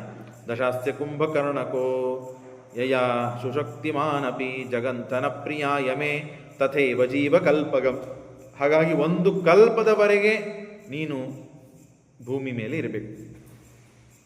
ಪಯೋಬ್ಧಿ ಮಧ್ಯಗಂಚಮೇ. ಬಹಳ ವಿಚಿತ್ರ, ಬಹಳ ವಿಚಿತ್ರ. ದೇವರು ಎಷ್ಟು ದೇವರ ಮೇಲೆ ಹನುಮಂತ ದೇವರು ಭಕ್ತಿ ಮಾಡಿದ್ದಾರೆ ಅಂತಂದರೆ ಲೆಕ್ಕ ಇಲ್ಲ. ನಾವು ನಿನ್ನೆ ಸ್ವಾತ್ಮ ಪ್ರಧಾನಮಧಿಕಂ ಪವನಾತ್ಮರಸ್ಯ, ತಾನು ಸೀತೆಯನ್ನು ಭೇಟಿಯಾಗಿ ಚೂಡಾಮಣಿಯನ್ನು ತಗೊಂಡು ಬಂದು ಅಂಗುಲಿಯನ್ನು ಪರಮಾತ್ಮನಿಗೆ ಕೊಟ್ಟು ಇಷ್ಟೆಲ್ಲ ಭಗವಂತನ ಸೇವೆ ಮಾಡಿದ್ದಕ್ಕೆ ಆಲಿಂಗನವನ್ನು ಮಾಡಿಬಿಟ್ಟ, ಸಹಭೋಗವನ್ನು ಕೊಟ್ಟುಬಿಟ್ಟ. ಇಷ್ಟೇ ಆಗಲಿಲ್ಲ, ದೇವರಿಗೆ ಇಷ್ಟಕ್ಕೆ ಸಮಾಧಾನ ಆಗಲಿಲ್ಲ. ಅವನು ಹೇಳಿದ, ನೀನು ಮಾಡಿದಂತಹ ಸೇವೆಗೆ ಮೋಕ್ಷನೂ ಸರಿಸಮಾನವಾದ ಫಲ ಅಲ್ಲ, ಅದರಿಂದ ಸಹಭೋಗ ಕೊಡ್ತೇನೆ ಅಂತೆಲ್ಲ ಹೇಳಿದ್ದನ್ನು ನೀವು ಕೇಳಿದ್ದೀರಿ. ಅಷ್ಟೇ ಅಲ್ಲ, ಮೋಕ್ಷಕ್ಕಾಗಿ ನಾವು ಏನು ಸಾಧನೆಗಳನ್ನು ಮಾಡಿ ದೇವರ ದರ್ಶನನೋ, ಆ ಮೋಕ್ಷದಲ್ಲಿ ನಾವು ಪಾದವನ್ನು ಇಡಬೇಕು ಅಂತ ಏನು ನಾವು ಅನಂತ ಜನ್ಮಗಳಿಂದ ಸಾಧನೆ ಮಾಡಿ ಒದ್ದಾಡ್ತಾ ಇದ್ದೇವೋ ಆ ಮೋಕ್ಷಕ್ಕೆ, ದೇವರ ದರ್ಶನಕ್ಕಾಗಿ, ಅಂಥ ಮೋಕ್ಷದಲ್ಲಿದ್ದ ಭಗವಂತನ ದರ್ಶನವನ್ನು ನಿನಗೆ ಯಾವಾಗ ಮನಸ್ಸಿಗೆ ಬರ್ತದೋ ಆ ಕಾಲಕ್ಕೆ ಬಂದು ನೀನು ದರ್ಶನ ಮಾಡಿಕೋ, ಇದೇ ದೇಹದಿಂದ ಮಾಡಿಕೋ ಅಂತ ಹೇಳ್ತಾನೆ ಪರಮಾತ್ಮ. ಲಿಂಗದೇಹದಿಂದ ಮೋಕ್ಷದಲ್ಲಿ ಪ್ರವೇಶ ಇಲ್ಲ. ಈ ನಿಯಮವನ್ನು ಹನುಮಂತ ದೇವರಿಗೆ ಅಪ್ಲೈ ಆಗುವುದಿಲ್ಲ. ಹನುಮಂತ ದೇವರ ವಿಷಯದಲ್ಲಿ ಈ ನಿಯಮ ಸಂಬಂಧ ಬೀಳುವುದಿಲ್ಲ. ಅಂದರೆ ಹನುಮಂತ ದೇವರಿಗೆ ದೇವರು ತಾನು ಮಾಡಿದ ನಿಯಮವನ್ನು ಬಿಟ್ಟುಕೊಟ್ಟ. ಯಾಕೆ? ನಾನೇನು ಅನ್ಕೊಂಡಿದ್ನೋ ಅದಕ್ಕಿಂತ ಹೆಚ್ಚು ನೀನು ಸೇವಾ ಮಾಡಿದ್ದಿ ಅಂತ ದೇವರು ಹನುಮಂತ ದೇವರಿಗೆ ಪ್ರಶಂಸೆ ಮಾಡ್ತಾ ಇದ್ದಾನೆ, ಅನುಗ್ರಹ ಮಾಡ್ತಾ ಇದ್ದಾನೆ. ನೋಡ್ರಿ, ಪಯೋದ್ಧಿ ಮಧ್ಯಗಂ ಚ ಮೇ ಸುಸದ್ಮ್ಯ ಚಾನ್ಯ ದೇವವ. ಕ್ಷೀರಸಾಗರದಲ್ಲಿ ನನ್ನ ಮನೆ ಇದೆ, ಶ್ವೇತದ್ವೀಪಾನಂತಾಸನ ವೈಕುಂಠಗಳು. ಆ ಶ್ವೇತದ್ವೀಪಾನಂತಾಸನ ವೈಕುಂಠಗಳು ಏನಿವೆಯಲ್ಲ, ಅಲ್ಲಿ ನನ್ನ ಮನೆ. ಅಲ್ಲಿ ಮುಕ್ತರಿಗೆ ಮಾತ್ರ ಪ್ರವೇಶ, ಹೊರತು ಬೇರೆ ಯಾರಿಗೂ ಇಲ್ಲ. ಅಂಥದ್ರಲ್ಲಿಯೂ ಕೂಡ ಯಥೇಷ್ಟತೋ ಗಮಿಷ್ಯಸಿ ಸ್ವದೇಹ ಸಂಯತೋಪಿ ಸನ್. ಯಾವಾಗ ಬೇಕಾದಾಗ ನನ್ನ ದರ್ಶನಕ್ಕಾಗಿ ಎಲ್ಲ ಕಡೆಗೂ ನನ್ನ ದರ್ಶನ ಆಗ್ತದೆ. ಮುಕ್ತಿಯಲ್ಲಿದ್ದ ನನ್ನ ದರ್ಶನವನ್ನು ಮಾಡಿಕೊಳ್ಳಿಕ್ಕೂ ಏನಾಯಿತು, ಇಲ್ಲೂ ದೇವರ ದರ್ಶನ ಆಯಿತು, ಅಲ್ಲೂ ದೇವರ ದರ್ಶನ ಆಯಿತು. ವ್ಯತ್ಯಾಸ ಇದೆ, ವ್ಯತ್ಯಾಸ ಇದೆ. ಸುಮ್ಮನೆ ನೀವು ಉದಾಹರಣೆ ಕೊಡಬೇಕು ಅಂದರೆ, ಇಲ್ಲಿ ವೆಂಕಪ್ಪ ಇದ್ದಾನೆ, ಇಲ್ಲಿ ದರ್ಶನ ಮಾಡ್ಕೊಂಡಿದ್ದೀವಿ. ಹುಬ್ಬಳ್ಳಿಯಲ್ಲಿ ವೆಂಕಪ್ಪ ಇಲ್ವಾ? ಇಲ್ಲೇ ಮಂಜುನಾಥ್ ನಗರಿಗಿದ್ದಾನೆ, ಇಲ್ಲೇ ಇನ್ನೊಂದು ಇಲ್ಲಿ ಯಾವುದೋ ಇಲ್ಲಿ ಒಂದು ಇದ್ದಾನೆ. ಆದರೆ ಮತ್ತೆ ಅಲ್ಯಾಕೆ ಹೋಗ್ತೀರಿ ತಿರುಪತಿಗೆ ನೀವು ಎಲ್ಲರೂ? ತಿರುಪತಿಗೆ ಹೋಗಿ ಲೈನ್ದಾಗ ನಿಂತು ಆಯಾ ಸೇವೆಗಳನ್ನು ಮಾಡಿಸಿ 30 ಸೆಕೆಂಡು 40 ಸೆಕೆಂಡು ಆಗಿ ಅದನ್ನು ಗುದ್ದಾಡಿ ದರ್ಶನ ಮಾಡಿಕೊಂಡು ಏನು ಆನಂದ ಪಡುವುದಿದೆ? ಎಷ್ಟು ಆನಂದ ಆಗ್ತದೆ? ಸನ್ನಿಧಾನ, ದೇವರ ಸ್ಪಷ್ಟತ ನೋಡಿದಾಗ ಆನಂದ ಹೆಚ್ಚಾಗ್ತದೆ, ಮನಸ್ಸಿನ ಭಾರ ಕಮ್ಮಿ ಆಗ್ತದೆ, ಇತ್ಯಾದಿ ಇತ್ಯಾದಿ ಅವರವರ ಅನುಭವ ಮಾತುಗಳು ಹೇಳಲಿಕ್ಕೆ ಹೇಳಿದರೆ ನೀವೇ ಹೇಳುತ್ತೀರಿ. ಹಾಗೆಯೇ ಹನುಮಂತ ದೇವರಿಗೆ, ಮುಖ್ಯ ಪ್ರಾಣ ದೇವರಿಗೆ ಸಂಸಾರಾವಸ್ಥೆಯಲ್ಲಿ ಇದ್ದಾಗ ಅನಂತ ರೂಪಿಯಾದ ಭಗವಂತ ಸದಾಕಾಲ ಅವರಿಗೆ ಕಾಣ್ತಾನೇ ಇರ್ತಾನೆ, ಪ್ರಶ್ನೆ ಇಲ್ಲ. ಎಲ್ಲರಲ್ಲೂ ದೇವರನ್ನು ಕಾಣ್ತಾರೆ ಅವರು, ಎಲ್ಲ ಪದಾರ್ಥಗಳಲ್ಲೂ ದೇವರ ಕಾಣ್ತಾರೆ. ಈಶಾವಾಸ್ಯಮಿದಂ ಸರ್ವಂ ಯತ್ಕಿಂಚಿತ್ ಜಗತ್ಯಾಂ ಜಗತ್ತು, ಎಲ್ಲ ಕಡೆಗೆ ಪರಮಾತ್ಮನ ಆವಾಸ ಸ್ಥಾನ ಇದು. ಆವಾಸ ಸ್ಥಾನವಾಗಲು ಯೋಗ್ಯವಾದದ್ದರಿಂದಲೇ ಜಗತ್ತು ಇದೆ, ಇಲ್ಲದೇ ಇದ್ರೆ ಇಲ್ಲ. ಎಲ್ಲ ಕಡೆಗೆ ದೇವರನ್ನೇ ಕಾಣ್ತಾರೆ, ಏನೂ ಪ್ರಶ್ನೆ ಇಲ್ಲ. ಆದರೂ ಮೋಕ್ಷದಲ್ಲಿ ಇದ್ದ ಭಗವಂತನನ್ನು ಕಾಣುವುದು ಇದು ವಿಲಕ್ಷಣವಾದ ಆನಂದವನ್ನು ಕೊಡ್ತದೆ. ಅಂಥ ವಿಲಕ್ಷಣವಾದ ಆನಂದವನ್ನು ಸಂಸಾರಾವಸ್ಥೆಯಲ್ಲೇನೆ ಪರಮಾತ್ಮ ಅವರಿಗೆ ಕೊಡ್ತಾ ಇದ್ದ. ಇದಕ್ಕಿಂತ ಹೆಚ್ಚು ಇನ್ನೇನು ಹೇಳಬೇಕು? ಯಾವ ಮೋಕ್ಷಕ್ಕಾಗಿ ಈ ದೇಹವನ್ನು ಬಿಟ್ಟು, ಲಿಂಗ ದೇಹವನ್ನು ಬಿಟ್ಟು ಹೋಗಬೇಕು, ಅದು ಅವರಿಗೆ ಈ ದೇಹದಲ್ಲೇ ಬರ್ತಾ ಇದೆ. ನೋಡ್ರಿ, ಯಥೇಷ್ಟತೋ ಗಮಿಷ್ಯತಿ ಸ್ವದೇಹ ಸಂಯುತೋಪಿ ಸನ್. ಈ ದೇಹ ಏನಿದೆಯಲ್ಲ, ಈ ದೇಹದಿಂದಲೇನೆ ನೀನು ನನ್ನ ರೂಪ ದರ್ಶನವನ್ನು ಕಾಣಬಹುದು, ನೋಡಬಹುದು. ಸಮೀಡ್ಯಮಾನ ಸದ್ಯಯ ರಮಸ್ವ ಮತ್ ಪುರಸ್ತಃ. ಹೀಗೆ ಪರಮಾತ್ಮ ತವೇಪ್ಸಿತಂ ನ ಕದಂಚನ, ನಿನಗೇನು ಅಪೇಕ್ಷವಾದದ್ದೋ, ನಿನಗೇನು ಬೇಕು ಅಂತಿದೆಯೋ ಅದನ್ನೆಂದೂ ನಾನು ಇಲ್ಲ ಅನ್ನೋದಿಲ್ಲ, ಕೊಡೋದಿಲ್ಲ ಅಂತ ಹೇಳೋದಿಲ್ಲ. ಏನೆಲ್ಲ ಕೇಳಿದ್ರು ದೇವರು ನಮಗೇನೂ ಕೊಡೋದಿಲ್ಲ ಅಂತಂತಿರ್ತೀವಿ. ಅಂಥದ್ದು ಇವ್ರು ಏನೂ ಬೇಡಲಿಲ್ಲ, ದೇವರೆಲ್ಲನೂ ಕೊಟ್ಟ. ನಾವೆಲ್ಲ ಬೇಡ್ತಾ ಹೋದ್ವಿ, ದೇವರೇನೂ ಕೊಡಲಿಲ್ಲ. ಅಥವಾ ಕೊಟ್ಟಿದ್ದು ನಮಗೆ ಸಂಸಾರಕ್ಕೆ ಉಪಯುಕ್ತವಾದ ವಸ್ತುಗಳನ್ನು ನಾವು ಕೇಳಿದ್ವಿ, ಅಷ್ಟನ್ನೇ ಕೊಟ್ಟ ದೇವರು. ಅವರು ಎಂದೂ ಸಂಸಾರಕ್ಕೆ ಉಪಯುಕ್ತವಾದ ವಸ್ತುವನ್ನು ಕೊಡಲಿಲ್ಲ. ಇನ್ನೂ ಒಂದು ವಿಚಿತ್ರ, ಮೋಕ್ಷವನ್ನು ದೇವರಿಗೆ ಎಂದೂ ಕೇಳಿಲ್ಲ ಹನುಮಂತ ದೇವರು. ಹಂಗೆಂಗೆ ನಡೀತದೆ ರೀ? ಮೋಕ್ಷ ಕೇಳಬೇಕಲ್ಲ, ಮೋಕ್ಷ ಕೇಳದೇ ಇದ್ದರೆ ದೇವರು ಕೊಡ್ತಾನೆ ಅಂದರೆ ಹೆಂಗೆ ನಡೀತದೆ? ಕೇಳಿದ್ದಾರೆ. ಕೇಳಿದ್ದಾರೋ ಇಲ್ಲೋ? ಕೇಳಿದ್ದಾರಂದರೆ ಕೇಳಿದ್ದಾರೆ, ಇಲ್ಲ ಅಂದರೆ ಇಲ್ಲ. ಮೋಕ್ಷ ಆನಂದ ಪಡುವುದಕ್ಕಾಗಿ ಇರ್ತದೆ, ಹೌದಲ್ಲ? ಮೋಕ್ಷದಲ್ಲಿ ಹೋದರೆ ಆನಂದ ಸಿಗ್ತದೆ ನಮಗೆ. ಹಾಗಾಗಿ ದೇವರು ಉಪಾಸನೆ ಮಾಡೋದು ಎದಕ್ಕೆ? ನಮ್ಮ ಸ್ವಾರ್ಥ ಇದ್ದಂತೆ ಆಯ್ತಲ್ಲ, ಮೋಕ್ಷಕ್ಕೆ ಹೋಗಬೇಕು ಅಂತ ದೇವರು ಉಪಾಸನೆ ಮಾಡೋದು. ಇದನ್ನೂ ಹನುಮಂತ ದೇವರು ಕೇಳಲಿಲ್ಲ ಎಂದು ದೇವರು ಹೇಳಿದ್ದಾನೆ. ನೀನು ಮೋಕ್ಷವನ್ನು ಬಯಸಿದರೆ ನನಗೇ ಸಂತೋಷವಾಗ್ತದೆ, ಆದ್ದರಿಂದ ಬಯಸು, ನೀನು ಮೋಕ್ಷಕ್ಕೆ ಹೋಗು, ಜನರನ್ನು ಸಂಸಾರಿ ಮುಕ್ತರನ್ನಾಗಿ ಮಾಡಿ ಮೋಕ್ಷಕ್ಕೆ ಕರೆದುಕೊಂಡು ಹೋಗು ಅಂತ ದೇವರಿಗೆ ಅಪೇಕ್ಷೆ ಇದೆ. ಆದ್ದರಿಂದಾಗಿ ನಿನಗೆ ಸಂತೋಷವಾಗ್ತದೆ, ನಿನಗೆ ಅಪೇಕ್ಷೆ ಇದೆಯಲ್ಲ, ಹಾಗಾಗಿ ಅದು ನನಗೆ ಬೇಕು. ನನ್ನ ಸಲುವಾಗಿ ನನಗೆ ಬೇಡ, ನಿನ್ನ ಸಲುವಾಗಿ ನನಗೆ ಬೇಕು. ಇದು ಹೆಂಗಿದೆ ನೋಡ್ರಿ. ದೇವರು ಪೂರ್ಣಾನಂದ, ಅವನಿಗೇನು ನ ಕನೀಯ ನ ವೃದ್ಧಿ ಹಾನಿ, ದೇವರಿಗಿಲ್ಲ. ಏಕ ಪ್ರಕಾರವಾಗಿ, ಶಶ್ವತ ಏಕ ಪ್ರಕಾರವಾಗಿ ಪರಮಾತ್ಮ ಇರ್ತಾನೆ. ಆದರೂ ದೇವರು ಸಂತೋಷ ಪಡ್ತಾನೆ ಅಂತನೂ ಒಂದೇ ಒಂದು ಉದ್ದೇಶಕ್ಕಾಗಿ ಮೋಕ್ಷವನ್ನು ಅವರು ಕೇಳಬಯಸ್ತಾರೆ. ಇಲ್ಲದಿದ್ದರೆ ಮೋಕ್ಷವನ್ನೂ ಕೇಳೋರಲ್ಲ. ದೇವರ ಸಲುವಾಗಿ ಮೋಕ್ಷ, ದೇವರು ಮೋಕ್ಷದಲ್ಲಿ ಕಾಣ್ತಾನೆ, ದೇವರು ಮೋಕ್ಷದಲ್ಲಿ ನನಗೆ ಅನುಗ್ರಹ ಮಾಡುತ್ತಾನೆ, ಹಾಗಾಗಿ ದೇವರು ಸಂತೋಷವಾಗ್ತದಲ್ಲ, ನಾನು ಮೋಕ್ಷಕ್ಕೆ ಬರುವುದರಿಂದ ಹಾಗಾಗಿ ನನಗೆ ಮೋಕ್ಷ ಬೇಕು. ನಿನ್ನ ಮಾತು ನಾನು ಎಂದೂ ಸುಳ್ಳು ಮಾಡೋದಿಲ್ಲ. ಇತೀರತೋ ಮರುತ್ಸತೋ ಜಗಾದ ವಿಶ್ವನಾಮಕಂ. ಇಷ್ಟೆಲ್ಲ ದೇವರು ಹೇಳಿ ನಾನೇನು ಬರ್ತೇನೆ ಅಂತಂದಾಗ ಹನುಮಂತ ದೇವರು ಪಾದಕ್ಕೆ ಬಿದ್ದು 10 ಕಣ್ಣೀರನ್ನು ಸುರಿಸ್ತಾ ಹೇಳ್ತಾರೆ, ಸ್ವಾಮಿ ಇದೆಲ್ಲ ಯಾವುದೂ ಬೇಡ ನನಗೆ, ಯಾವುದೂ ನನ್ನ ಇದರ ಮೇಲೆ ಅಪೇಕ್ಷೆ ಇಟ್ಟು ಇದು ಯಾವುದು ಬೇಕಂತ ನಿನ್ನ ಸೇವೆ ಮಾಡಿಲ್ಲ. ನಾನು ನಿನ್ನ ಸೇವೆ ಮಾಡೋದರಿಂದ ನನಗೆ ಸಂತೋಷವಾಗ್ತದೆ, ಆದ್ದರಿಂದ ಸೇವೆ ಮಾಡಿದ್ದೇನೆ ಹೊರತು ಇದರಿಂದ ಏನೂ ನನಗೆ ಬೇಡ. ಕೊಡೋದೇ ಆದರೆ ಪಾದ ಪಂಕಜೆ ತವೇವ ಭಕ್ತಿ ಮುತ್ತಮಂ ಸದಾ ಪ್ರವರ್ಧಮಾನಯ ತಯಾರಮೇಹ ಮಂಜಸ. ಅಖಂಡ ಪ್ರತಿ ಕ್ಷಣವೂ ಬೆಳೆಯುವಂತಹ ಭಕ್ತಿ ನನಗೆ ಬೇಕು. ನಾವು ಹಿಂದೆ 8ನೇ ಅಧ್ಯಾಯದಲ್ಲಿ ಕೇಳಿದ್ದೇವೆ, ಪ್ರವರ್ಧತಾಂ ಭಕ್ತಿರಲಂ ಕ್ಷಣೇ ಕ್ಷಣೇ ತದೀಯಮೇ ಹಾಸ ವಿವರ್ಜಿತ ಸದಾ ಅನುಗ್ರಹಸ್ಥೇ ಮೈಚೈವಮೇವ ನಿರೋಪದೋತು ಮಮ ಸರ್ವಕಾಮ ಅಂತ ಅಲ್ಲಿ ಪ್ರಾರ್ಥನೆ ಮಾಡಿದ್ದನ್ನೇ ಇಲ್ಲೂ ಪ್ರಾರ್ಥನೆ ಮಾಡುತ್ತಾರೆ. ಭಕ್ತಿ ಬೇಕು, ನಾವು ಕೇಳ್ತೇವೆ ಜ್ಞಾನ ಭಕ್ತಿ ಬೇಕು, ಜ್ಞಾನ ಭಕ್ತಿ ಬೇಕು. ಶ್ರೀಮದಾಚಾರ್ಯ ಏನು ಕೇಳ್ತಾರೆ ಅಂದರೆ ಬೆಳಿಬೇಕು ಜ್ಞಾನ ಸದಾಕಾಲ, ಅಂಥ ಜ್ಞಾನ ಬೇಕು. ಭಕ್ತಿ ಏಕಪ್ರಕಾರ ಒಂದೇ, ಇವತ್ತು ಅದೇ ಭಕ್ತಿ ನಾಳೆ ಅದೇ ಭಕ್ತಿ ಅಲ್ಲ. ಇವತ್ತಿದ್ದ ಭಕ್ತಿ ನಾಳೆ ಹೆಚ್ಚಾಗಬೇಕು. ಇವತ್ತಿದ್ದ ವೈರಾಗ್ಯ ನಾಳೆ ವೈರಾಗ್ಯ ಹೆಚ್ಚಾಗಬೇಕು. ಇವತ್ತು ದ್ವಾಸಿ ರುಚಿ ಚಟ್ನಿ ತಿನ್ಲಿಕ್ಕತ್ತೀವಿ, ಬರೀ ನಾಳೆ ದ್ವಾಸಿ ತಿನ್ಬೇಕು, ಚಟ್ನಿ ತಿನ್ನಬಾರ್ದು. ಅದರ ಮರು ದಿವಸ ದ್ವಾಸಿನೇ ತಿನ್ನೋದು ಬಿಡಬೇಕು. ಹೀಗೆ ದಿನ ದಿನ ದಿನ ದಿನ ನಮಗೆ ವೈರಾಗ್ಯ ಹೆಚ್ಚಾಗ್ತಾ ಹೋಗಬೇಕು. ಹಾಗೆ ಜ್ಞಾನವೂ ಹೆಚ್ಚಾಗ್ತಾ ಹೋಗಬೇಕು. ಹಾಗೆ ಭಕ್ತಿಯೂ ಹೆಚ್ಚಾಗ್ತಾ ಹೋಗಬೇಕು. ಹೀಗೆ ಬೆಳೆಯುವ ಭಕ್ತಿಯನ್ನು, ಬೆಳೆಯುವ ಜ್ಞಾನವನ್ನು, ಬೆಳೆಯುವ ವೈರಾಗ್ಯವನ್ನು ನನಗೆ ಕೊಡು ಪರಮಾತ್ಮ. ಪ್ರತಿ ಕ್ಷಣಕ್ಕೂ ಬೆಳಿಬೇಕು. ವೈರಾಗ್ಯೋತ್ತಮರು, ಜ್ಞಾನೋತ್ತಮರು, ಭಕ್ತೋತ್ತಮರು ವಾಯುದೇವರು. ಅಂಥವರು ಇದನ್ನು ಪ್ರಾರ್ಥನೆ ಮಾಡಿ ದೇವರಲ್ಲಿ ಕೇಳ್ತಾ ಇದ್ದಾರೆ. ಸಮಸ್ತ ಜೀವ ಸಂಚಯ ಸದಾಧಿಕಾಮಿ ಮೇಸ್ತು ಸಹ. ನೋಡ್ರಿ, ನಮೋ ನಮೋ ನಮೋ ನಮೋ ನತೋಸ್ಮಿತೆ ಸದಾ ಪದಂ. ಎಷ್ಟು ಬಾರಿ ನಮಸ್ಕಾರ ಮಾಡಿದ್ದ ನೋಡ್ರಿ ಹನುಮಂತ ದೇವರು. ನೀವೊಮ್ಮೆ ನಮಸ್ಕಾರ ಮಾಡಿದ್ರೆ ಮಾಡಂಗಿಲ್ಲ. ಸಮಸ್ತ ಸದ್ಗುಣೋಜಿತಂ ನಮಾಮಿತೆ ಪದಂ ಪುನಃ. ನಮೋ ನಮೋ ನಮೋ ನಮೋ ನತೋಸ್ಮಿತೆ ಸದಾ ಪದಂ. ಪರಮಾತ್ಮ ನಮಸ್ಕಾರ, ಪರಮಾತ್ಮ ನಮಸ್ಕಾರ, ಪರಮಾತ್ಮ ನಮಸ್ಕಾರ, ಪರಮಾತ್ಮ ನಮಸ್ಕಾರ, ಪರಮಾತ್ಮ ನಮಸ್ಕಾರ. 10 ಬಾರಿ 10 ಬಾರಿ 10 ಬಾರಿ 10 ಬಾರಿ ನಮಸ್ಕಾರ ಮಾಡಿ ಮಾಡಿ ಮಾಡಿ ದೇವರನ್ನು ಬಿಟ್ಟುಕೊಡ್ತಾ ಇದ್ದಾರೆ ಹನುಮಂತ ದೇವ. ನಮೋ ನಮೋ ನಮೋ ನಮೋ ನತೋಸ್ಮಿತೆ ಸದಾ ಪದಂ. ಸಮಸ್ತ ಸದ್ಗುಣೋಜಿತಂ ನಮಾಮಿತೆ ಪದಂ ಪುನಃ. ಸಮಾಧಾನನೇ ಆಗ್ತಾ ಇಲ್ಲ ಹನುಮಂತ ದೇವರಿಗೆ. 8 ಬಾರಿ ನಮಸ್ಕಾರ ಮಾಡ್ತಾರೆ, ಮತ್ತೆ ಹೇಳ್ತಾರೆ, ಮತ್ತೆ ನಮಸ್ಕಾರ ಮಾಡ್ತಾರೆ. ಮತ್ತೆ ಹೋಗಿ ಬರ್ತೇನೆ ಅಂತಂದಾಗ ಮತ್ತೊಮ್ಮೆ ನಮಸ್ಕಾರ ಮಾಡ್ತಾರೆ, ಮತ್ತೊಮ್ಮೆ ನಮಸ್ಕಾರ ಮಾಡ್ತಾರೆ, ಮತ್ತೆ ಹೇಳ್ತಾರೆ, ಮತ್ತೆ ನಮಸ್ಕಾರ ಮಾಡ್ತಾರೆ. ನಾನು ಹೇಳುವುದಲ್ಲ, ಶ್ರೀಮದಾಚಾರ್ಯ ಮಾತೇ ಆಗಿದೆ ನೋಡ್ರಿ. ಎಲ್ಲ ಗುಣಗಳಿಂದ ಪೂರ್ಣನಾದ, ಎಲ್ಲ ದೋಷಗಳಿಂದ ದೂರನಾದ ಪರಮಾತ್ಮನ ಪಾದಕಮಲಗಳಿಗೆ ಹನುಮಂತ ದೇವರು ನಮಸ್ಕಾರ ಮಾಡ್ತಾ ಇದ್ದಾರೆ. ಇತೀರತೆ ತಥೇ ತಂ ಜಗಾದ ಪುಷ್ಕರೇಕ್ಷಣ. ಇಷ್ಟು ನಡೀತಾ ಇದೆ. ಆಗ ಜಗಾಮಧಾಮ, ಎಲ್ಲ ಊರಿನ ಮಂದೆ, ಎಲ್ಲ ಕಡೆಗಿದ್ದ ಪ್ರಜೆಗಳು ಅಯೋಧ್ಯೆಗೆ ಧಾವಿಸಿ ಬರ್ತಿದ್ದಾರೆ. ಸ್ವಾಮಿ ತಡಿ ತಡಿ, ಇದನ್ನು ನಾವು ಬರ್ತೀವಿ. ಸ್ವಾಮಿ ತಡಿ, ನಾನು ಬರ್ತೀವಿ.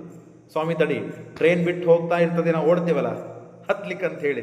ಇದು ಮೋಕ್ಷಕ್ಕೆ ಹೋಗುವ ಟ್ರೈನ್ ಇದು. ದೇವರು ಸಚ್ಚಿದಾನಂದ ವಿಗ್ರಹ ಸ್ವಯಂ ಪರಮಾತ್ಮನೇ ಹರಡಿಸಿದ್ದಾನೆ. ಯಾರ್ಯಾರು ಬಂದರು? ಖಗಾಹ, ಮೃಗಾಹ, ತೃಣಾದಯ, ಪಿಪೀಲಿಕಾಶ್ಚ ಗರ್ಧಭಾಹ. ಇರುವೆಗಳು ಬಂದಿವೆ, ಮೃಗಗಳು ಬಂದಿವೆ, ತೃಣಗಳು ಬಂದಿವೆ, ಪಿಪೀಲಿಕಾಗಳು ಬಂದಿವೆ, ಗರ್ಧಭ ಕತ್ತೆಗಳು ಬಂದಿವೆ. ಉತ್ತಮಾಹ ಯತಃ ನರ ನೃವಾನರಾಹ, ಮಂಗೆಗಳು ಬಂದಿವೆ. ಎಲ್ಲ ಪ್ರಾಣಿಗಳು, ಮನುಷ್ಯರು, ಜೀವರಾಶಿಗಳು, ಮುಕ್ತಿ ಯೋಗ್ಯರಾದವರು ಯಾರ್ಯಾರು, ಸಾಧನ ಪೂರ್ಣ ಯಾರ್ದಾಗಿದೆಯೋ ಅವ್ರದ್ದು. ನಮ್ಮದು ಟಿಕೆಟ್ ಮಾಡಿಸಿರ್ತೀವಿ ನಾವು ತಡ ಮಾಡಿ ಹೋದದ್ದಕ್ಕೆ ಟ್ರೈನ್ ಬಿಟ್ಟು ಹೋಗ್ತದೋ ಇಲ್ಲೋ, ಹಾಗೆ ಅವಸ್ಥೆ ಇದೆ ನಮ್ದೆಲ್ಲರದು. ಸಾಧನ ಇನ್ನು ಪರಿಪೂರ್ಣ ಆಗಬೇಕು. ಹಾಗಾಗಿ ದೇವರು ನಮ್ಮನ್ನೆಲ್ಲ ಬಿಟ್ಟು ಹೋದ. ಸದೈವ ರಾಮ ಭಾವನಾ ಸದಾ ಸುತತ್ವವೇದಿನ. ಯಾವಾಗಲೂ ರಾಮದೇವರಲ್ಲಿ ಭಕ್ತಿ, ದೇವರಲ್ಲಿ ಭಕ್ತಿ ಮಾಡುವಂತಹ ಯಾರು ಸುತತ್ವವೇದಿನ, ತತ್ವಗಳನ್ನು ತಿಳಿದಂತಹ ವ್ಯಕ್ತಿಗಳು. ಯತಃ ಅಭವಂ ತತಸ್ತುತೆ ಯಯುಃ ಪದಂ ಹರೇ ಸದಾ. ಆಗ ದೇವರನ್ನು ಹಿಂಬಾಲಿಸಿ ಎಲ್ಲರೂ ಹೋಗ್ತಾ ಇದ್ದಾರೆ. ಆಗ ದೇವರನ್ನು ಶ್ರೀಮದಾಚಾರ್ಯರು ಎಂದಿಗೂ 2 ಶಬ್ದಕ್ಕಿಂತ ಹೆಚ್ಚು ಮಾತನಾಡಿದವರಲ್ಲ. ಶ್ರೀಮದಾಚಾರ್ಯರು ಎಂದು ನೀವು ಇಷ್ಟು ತನ ನೋಡಿದ್ದೀರಿ. ಒಂದು ಕತೆ ಹೇಳಬೇಕು ಅಂದರೂ ಅರ್ಧ ಪಾದದಲ್ಲಿ ಮುಗಿಸ್ಬಿಡ್ತಾರೆ.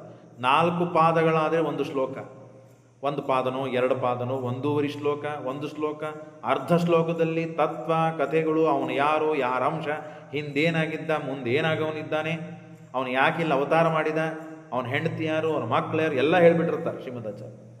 ಬಹಳ ಮಾತಾಡೋ ಚಟ ಇಲ್ಲ ಅವರಿಗೆ. ಆದರೆ ದೇವರು ಅಂತ ಬಂದರೆ, ಭಗವಂತ ಅಂತ ಬಂದರೆ ಮನಸ್ಸು ಬಿಚ್ಚಿ, ಮಾತು ಬಿಚ್ಚಿ ಕೊಂಡಾಡ್ತಾರೆ, ಸ್ತೋತ್ರ ಮಾಡ್ತಾರೆ, ಭಯಂಕರ ಸ್ತೋತ್ರ ಮಾಡ್ತಾರೆ. ಅವರಷ್ಟು ಸ್ತೋತ್ರ ಮಾಡಿರೋ ಜಗತ್ತಿನಲ್ಲಿ ಯಾರಿಲ್ಲ. ಇಷ್ಟು ವಾಚಾಲರು ಇವರು, ಇಷ್ಟು ಮಾತು ಬಲ್ಲರ ಇವರು ಅಂತ ಅನಿಸ್ತದೆ. ಆವಾಗ ಅಷ್ಟು ಅದ್ಭುತವಾಗಿ ಸ್ತೋತ್ರ ಮಾಡ್ತಾರೆ. ಆ ಪರಮಾತ್ಮ ಭೂಲೋಕವನ್ನು ಬಿಟ್ಟು ಹೊರಟಿದ್ದಾರೆ. ಆಗ ಸ್ತೋತ್ರ ಮಾಡ್ತಾರೆ. ಅನಂತ ಸೂರ್ಯ ಧೀರಿತಿರ್. ಶ್ಲೋಕಗಳಿಗೆ ಅರ್ಥ ಹೇಳೋದು ಬಹಳ ಕಠಿಣ ಮತ್ತು ಬಹಳ ವಿಸ್ತಾರ ಇದೆ. ಶ್ಲೋಕವನ್ನು ಮಾತ್ರ ನಾನು ಓದ್ತೇನೆ. ಅನಂತ ಸೂರ್ಯ ಧೀರಿತಿರ್ದುರಂತ ಸದ್ಗುಣರ್ಣವ ಸಹಸ್ರ ಸೂರ್ಯ ಮಂಡಲ ಜ್ವರತ್ ಕಿರೀಟ ಮೂರ್ಧಜ ಸುನೀಲ ಕುಂತಲಾವೃತಾಮಿತೇಂದು ಕಾಂತಿ ಸನ್ಮುಖ ಸುರಕ್ತ ಪದ್ಮಲೋಚನ ಸುವಿದ್ಧಾಮ ಕುಂಡಲ ಸುಹಾಸ ವಿದ್ರಮಾದರ ಸಮಸ್ತ ವೇದವಾಗ್ರಸ ದಿವಾಕರೋ ಗಕೌಸ್ತುಭ ಪ್ರಭಾಕರೋ ರುಕಂಧರ ಸುಪೀವರೋನ್ನತೋರು ಸಜ್ಜಗದ್ಭರಾಂಸ ಯುಗ್ಮಕ ಸುವೃತ್ತಧೀರ ಪೀವರೋಲ್ಲಸದ್ ಭುಜದ್ವಯಾಂಕಿತ ಜಗದ್ವಿಮಧ್ಯ ಸಂವೃತಶ್ಚರೋಸ್ಯ ದಕ್ಷಿಣೆ ಕರೆ ಸ್ವಯಂಚ ತೇನ ನಿರ್ಮಿತೋ ಹತೋ ಮಧುಶ್ಚ ಕೈಟವ ಶರೇಣ ತೇನ ವಿಷ್ಣುನಾ ತದೋಚ ಲಕ್ಷ್ಮಣಾನುಜೆ ಸೂದನೋ ವಧಿನ್ಮಧೋ ಸುತಂ ರಸಾಕ್ವಯಂ ಶರೇಣ ತೇನ ಚಾಕರೋತ್ ಪುರಿಂ ಚ ಮಾಧುರಾಭಿಧಂ ಸಮಸ್ತಸಾರ ಸಂಭವಂ ಸರಂದದಾರ ತಂ ಕರೆ ಸವಾಮ ಬಾಹುನಾ ಧನುರ್ದಧಾರ ಶಾಂಗ ಸಂನಿಧಂ ಉದಾರ ಬಾಹುಭೂಷಣ ಶುಭಾಂಗದಶ್ಚ ಶಂಕಣ ಮಹಾಂಗುಲೀಯ ಭೂಷಿತ ಸುರಕ್ತ ಸತ್ಕರಾಂಬುಜ ಅನರ್ಘರತ್ನಮಾಲಯ ವನಾಖ್ಯಯಾ ಚ ಮಾಲಯ ವಿಲಾಸ ವಿಸ್ತೃರೋರಸ ಭವಾರಜಂ ಶ್ರಿಯಂ ಪ್ರಭು ಸಭೂತಿವತ್ಸಭೂಷಣೆ ತನೂದರೇ ವಲಿತ್ರಯೇ ಉದಾರ ಪದ್ಮಭೂಷಣ ಮಧ್ಯಭೂಷಣೋ ಲಸತ್ತಟಿತ್ ಪ್ರಭಾಂಬರಃ ಕರೀಂದ್ರ ಸತ್ಕರೋರು ಯುಗ್ ಸುವೃತ್ತ ಜಾನುಮಂಡಲ ಕ್ರಮಾತ್ ಪ್ರವೃತ್ತ ಜಂಗಕ ಸುರುಕ್ತ ಪಾದಪಲ್ಲವ ಲಸತ್ ಹರಿನ್ಮಣಿದ್ಯುತಿರ್ಗ ರಾಜರಾಜಬೋಧಿಕಂ ಅಸಂಖ್ಯ ಸತ್ಸುಕರ್ಣವ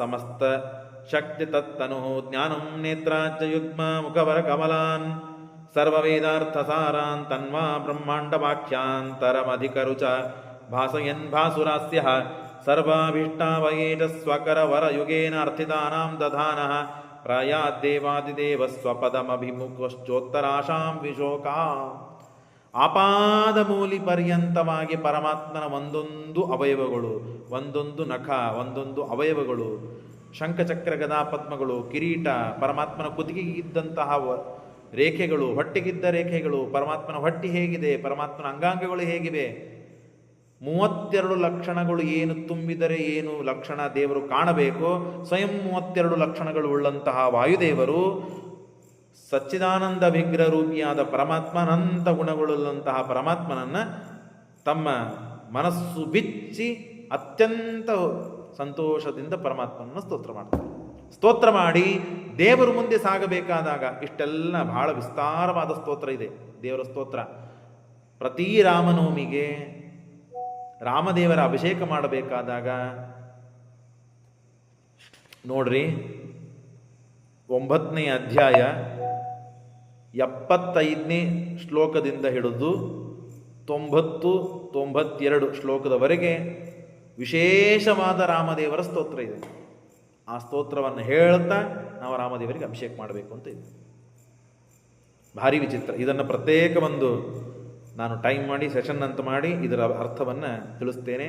ಭಾರೀ ಅದ್ಭುತವಾದ ಅರ್ಥಗಳಿವೆ ಒಂದೊಂದು ಶ್ಲೋಕಗಳಿಗೆ. ಪರಮಾತ್ಮನ ವರ್ಣನ, ವಿಚಿತ್ರವಾದ ವರ್ಣನ ಇದೆ. ಪರಮಾತ್ಮನನ್ನು ಸ್ತೋತ್ರ ಮಾಡ್ತಾರೆ. ಮುಂದೆ ಸಾಕ್ತಾ ಇದ್ದಾನೆ ಪರಮಾತ್ಮ. ಹಿಂದೆ ಛತ್ರಿಯನ್ನು ಹಿಡಿದಿದ್ದಾರೆ ಹನುಮಂತ ದೇವರು. ದದ್ರೇ ಛತ್ರಂ ಹನುಮಾನ್. ಎಂಥ ಛತ್ರಿ ಅದು? ಮಳೆಯನ್ನು ತಡೆಯುವ ಛತ್ರಿ ಅಲ್ಲದು. ಅಮೃತ ಸ್ರವತಂ ಅಮೃತಮಯಂ ಪೂರ್ಣಚಂದ್ರಾಭಿತಾಭಂ ಸೀತಾ ಶೈವಾಭಿಲಕ್ಷ್ಮಣಾಂ. ಆಗ ಸೀತಾದೇವಿ ಶ್ರೀಭೂ ಅಂತ 2 ರೂಪವನ್ನು ತಾಳಿದ್ದಾಳೆ. ಮಧ್ಯದಲ್ಲಿ ಪರಮಾತ್ಮ, ಶ್ರೀಭೂರೂಪಿಯಾದ ಲಕ್ಷ್ಮೀದೇವಿ, ಹಿಂದೆ ಛತ್ರವನ್ನು ಹಿಡಿದುಕೊಂಡು ಶ್ರೀರಾಮ, ಒಂದೊಂದು ಆಯುಧಗಳನ್ನು ಹಿಡಿದು ದೇವತೆಗಳು ಹೊರಟ್ರೆ ಪರಮಾತ್ಮ. ಸ್ವಾಮಿಗಳು, ನಾವು ತಿರುಪತಿಗೆ ಹೋದಾಗ ಸ್ವಾಮಿಗಳ ಜೊತೆ ದರ್ಶನ ಮಾಡಿಕೊಳ್ಳಬೇಕಾದ ಪ್ರಸಂಗ ಬಂದಾಗ ಆ ಸ್ವಾಮಿಗಳನ್ನು ಸ್ವಾಗತ ಮಾಡಿ ಒಳಗೆ ಕರುಕೊಂಡು ಹೋಗುವುದನ್ನು ನೋಡಿದ್ರೇನೇ ಮೈ ರೋಮಾಂಚನ ಆಗ್ತದೆ. ಜೋಡೆ ಆನೆಗಳು, ಆಚೆ ಈಚೆ ಆನೆಗಳು ಛತ್ರ ಚಾಮರ ವ್ಯಜನಗಳನ್ನು ಸ್ವೀಕಾರ ಮಾಡ್ತಾ ಸ್ವಾಮಿಗಳು ಆನೆಯ ಮಧ್ಯದಲ್ಲಿ ಇದ್ದು ಎಲ್ಲ ವಾದ್ಯ ವ್ಯವಹಾರಗಳನ್ನು ಬಾರಿಸ್ತಾ ಸ್ವಾಮಿಗಳನ್ನು ಒಳಗಡೆ ಕರೆದುಕೊಂಡು ಹೋಗ್ತಾರೆ. ಅದನ್ನು ನೋಡಿದರೆ ಮೈ ಜುಮ್ ಅಂತದ್ದು. ಅಂಥದ್ದು ದೇವತೆಗಳು, ಸ್ವಯಂ ಪರಮಾತ್ಮ, ಅದರಲ್ಲಿ ಹನುಮಂತ ದೇವರು ವೇದವನ್ನು ಹೇಳ್ತಾ, ಬ್ರಹ್ಮದೇವರೇ ಮೊದಲಾದವರೆಲ್ಲ ವೇದವನ್ನು ಹೇಳ್ತಾ ಇದ್ದಾರೆ, ನೃತ್ಯವನ್ನು ಮಾಡ್ತಾ ಇದ್ದಾರೆ, ಗಂಧರ್ವರೆಲ್ಲ ಹಾಡ್ತಾ ಇದ್ದಾರೆ, ಎಲ್ಲ ಸ್ತೋತ್ರ ಮಾಡ್ತಾ ಶೇಷಾದಿ ರುದ್ರಾದಿ ಎಲ್ಲ ದೇವತೆಗಳು ಬಂದು ಪರಮಾತ್ಮನ ಸ್ತೋತ್ರ ಮಾಡಿ ಆರುರೋಹ ವಿಭುರಂಬರಂ ಶನೈಹಿ, ಆಕಾಶಕ್ಕೆ ಪರಮಾತ್ಮ ಹಾರ್ತಾ ಇದ್ದಾನೆ. ಶನೈಹಿ ಆಕಾಶವಾಗಿ ಎಲ್ಲರಿಗೆ ತನ್ನ ದರ್ಶನವನ್ನು ಕೊಡ್ತಾ ಹಾರ್ತಾ ಇದ್ದಾನೆ. ಹಾರಿ ಎಲ್ಲ ಪರಮಾತ್ಮನ ಜೊತೆಗೆ ಎಲ್ಲರೂ ಕೂಡ ಮೇಲೆ ಹೋಗ್ತಾ ಇದ್ದಾರೆ, ಎಲ್ಲರೂ ನೋಡ್ತಾ ಇದ್ದಾರೆ, ತಳಗಿದ್ದ ಜನ ಎಲ್ಲ. ಆಗ ಮೇಲೆ ಹೋದಂತೆ ಈ ದೇಹ ತಳಗೆ ಬಿತ್ತು. ಭೂಲೋಕಕ್ಕೆ ಸಂಬಂಧಪಟ್ಟ ದೇಹ ಹೋಗಿ ಶನೈಹಿ ಸಚ ದಿವ್ಯವಪುಷೋ ಭವನ್, ದಿವ್ಯವಾದ ದೇಹವನ್ನು ತಾಳಿದರು. ಈ ಭೌತಿಕವಾದ ಪಂಚಭೌತಿಕವಾದ ದೇಹವನ್ನು ಬಿಟ್ಟರು, ದಿವ್ಯವಾದ ದೇಹವನ್ನು ತಾಳಿ. ಯಾಕೆ? ಆಯಾ ಊರಿಗೆ ಹೋಗಬೇಕಾದರೆ ಆಯಾ ದೇಹಗಳು ಬೇಕು. ಈ ದೇಹದಿಂದ ಆ ಊರಿಗೆ ಹೋಗ್ಲಿಕ್ಕೆ ಸಾಧ್ಯವಿಲ್ಲ. ಬೇರೆ ಕಡೆ ಹೋಗ್ಲಿಕ್ಕೆಲ್ಲ ವೀಸಾ ಬೇಕಲ್ಲ, ಬೇರೆ ಊರಿಗೆ ಬೇರೆ ದೇಶಕ್ಕೆ ಹೋಗಲಿಕ್ಕೆ, ಹೌದೋ ಇಲ್ಲೋ? ಆಯಾ ಊರಿಗೆ ಹೋಗಲಿಕ್ಕೆ ಸ್ವಾಮಿಗಳ ಹತ್ರ ಹೋಗಬೇಕು ಅಂದರೆ ಪ್ಯಾಂಟ್ ಶರ್ಟ್ ಹಾಕೊಂಡು ಹೋದ್ರೆ ನಡೆಯಂಗಿಲ್ಲ ನಮಗೆ. ನಮ್ಮ ಭಾರತೀಯ ವೇಷಭೂಷ ಧಾರಣ ಮಾಡಿಕೊಂಡೇ ಹೋಗಬೇಕು. ಒಂದೊಂದು ಕಡೆಗೆ ಹೋದಾಗ ಒಂದೊಂದು ಕಡೆ ಇರ್ತದಲ್ಲ, ಹಾಗೆ ಆಯಾ ಊರಿಗೆ ಹೋಗಬೇಕಾದಾಗ, ಮೇಲಿನ ಲೋಕಗಳಿಗೆ ಹೋಗಬೇಕಾದ್ರೆ ದಿವ್ಯವಾದ ದೇಹ ಬೇಕು. ಆ ಪರಮಾತ್ಮ ದಿವ್ಯವಾದ ದೇಹವನ್ನು ಕೊಟ್ಟು ಅದ ಬ್ರಹ್ಮ ಹರಿಂ ಸ್ತುತ್ವಾ ಜಗಾದ ಇದಂ ವಜೋಬ್ರವನ್, ಹೀಗೆ ಮಾಡಿ ಪರಮಾತ್ಮನ್ನೇ ಒಳಗೆ ಕಳಿಸ್ತಾ ಇದ್ದಾರೆ. ಮೋಕ್ಷಕ್ಕೆ ಹೋಗುವವರನ್ನ ಮೋಕ್ಷಕ್ಕೆ ಕರೆದುಕೊಂಡು ಹೋದ, ಅಂಧನ್ ತಮಸ್ಸಿಗೆ ಹಾಕುವವರನ್ನು ಅಂಧನ್ ತಮಸ್ಸಿಗೆ ಹಾಕಿದ. ಸ್ವಲ್ಪ ಒಂದು 10 ನಿಮಿಷ ಇವತ್ತು ಹೆಚ್ಚು ತಗೊಂಡೆ, ಯಾಕಂದರೆ ಇದು ಮುಗಿಸ್ಬೇಕಾಗಿತ್ತು. ಇನ್ನು 9ನೇ ಅಧ್ಯಾಯ ಇದೆ, ಮತ್ತೆ ಇದನ್ನು ಭಾಗ ನಾಳೆ ಮಾಡೋಣ ಅಂತ ಹೇಳ್ತಾ ಇವತ್ತಿನ ಭಾಗವನ್ನು ಮುಗಿಸೋಣ. ಶ್ರೀಕೃಷ್ಣ ಅರ್ಪಣಮಸ್ತು.